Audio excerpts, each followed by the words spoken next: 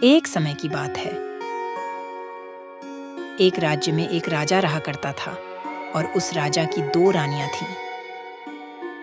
राजा के पास सब कुछ था, फिर भी वह दुखी रहा करता था क्योंकि राजा की कोई भी संतान नहीं थी। पिता बनने की उसकी कामना दिन पर दिन प्रबल होती जा रही थी। एक दिन वह सब कुछ छोड़कर वन में तपस्या करने चला गया। उसने 6 वर्षों तक भोले शंकर की तपस्या की। ओम नमः शिवाय, ओम नमः शिवाय, ओम नमः शिवाय, ओम नमः शिवाय।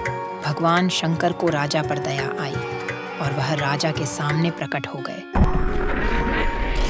और राजा से कहा, राजा, तुम्हारी तपस्या से मैं बहुत प्रसन्न हुआ हूँ। तुम्हारी क्या इच्छा है? मैं तुम्हारी इच्छा पूरी करने आया हूँ।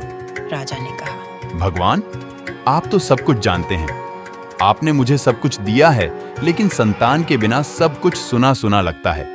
मैं पिता बनना चाहता हूँ। कृपया मुझे संतान सुख प्रदान कीजिए। भगवान ने कहा, देखो राजा, मैं तुम्हें यह डंडा दे रहा हूँ।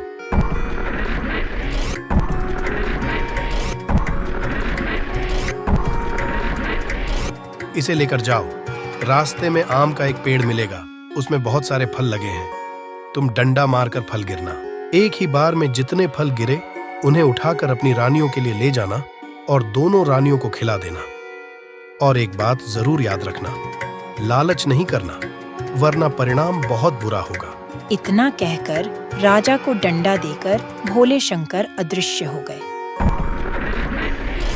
डंडा लेकर राजा आम के पेड़ के पास पहुंचा।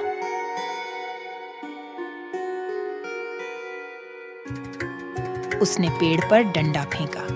7 फल नीचे गिरे। राजा भोले शंकर द्वारा दी गई चेतावनी को भूल गया और उसके मन में लालच आ गया। उसने सोचा, यदि रानियां ज्यादा फल खाएगी तो मुझे अधिक संतान प्राप्त होगी। ऐसा सोचकर उसने डंडा उठाया और दोबारा पेड़ पर मारा। राजा को उसके लालच का फल तुरंत मिल गया। इस बार डंडा नीचे नहीं गिरा और वहीं चिपक गया एवं नीचे पड़े 7 फल भी वापस जाकर अपनी जगह लग गए। राजा को अपनी लालच करने पर बहुत दुख हुआ। उसकी आंखों से आंसू बहने लगे। वह मन ही मन भोले शंकर से बार बार माफी मांगता रहा, परंतु कोई फायदा नहीं हुआ। राजा को अपनी करनी पर बार बार पछतावा होने लगा। राजा ने निर्णय लिया और वह फिर से तपस्या करने बैठ गया।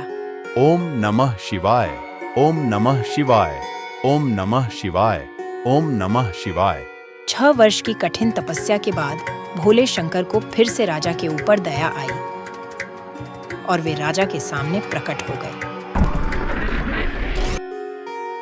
राजा उनके चरणों पर गिरकर बोला, भगवान, मुझे क्षमा कीजिए।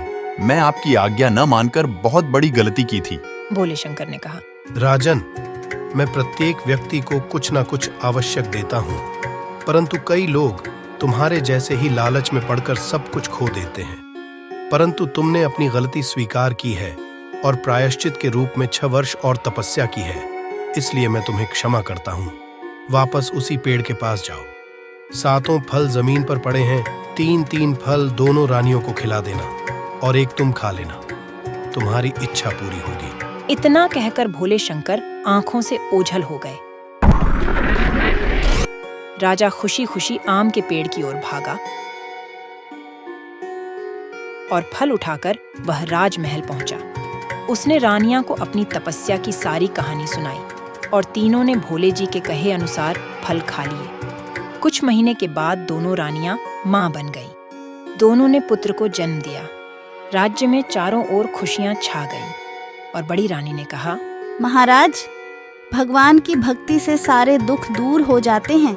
छोटी रानी ने कहा, साथ ही लालच करने से बहुत नुकसान होता है और फायदा कुछ भी नहीं होता।